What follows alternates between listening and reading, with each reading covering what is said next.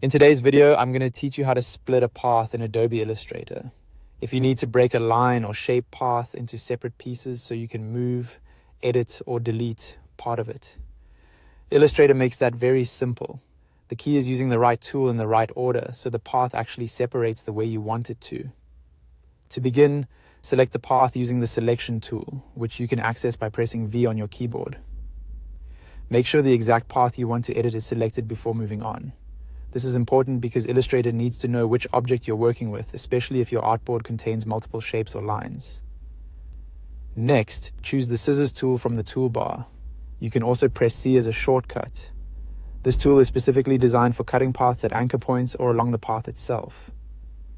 Once you've activated it, move your cursor over the path you want to split. Now click directly on the path where you want to create the split. This first click cuts the path at that point.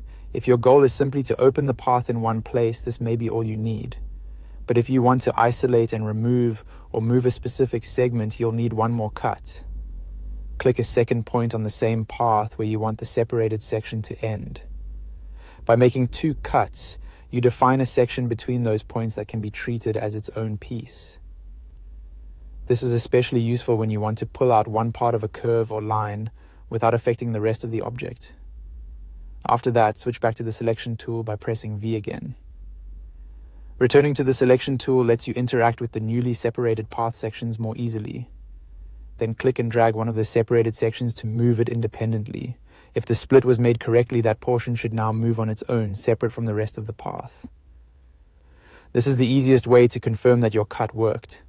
As a quick tip, if the section doesn't move independently, zoom in and check whether your cuts were placed directly on the path.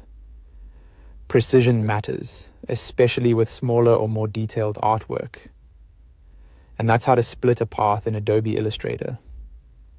Once you get comfortable with this process, it becomes a fast and useful way to edit artwork with much more control.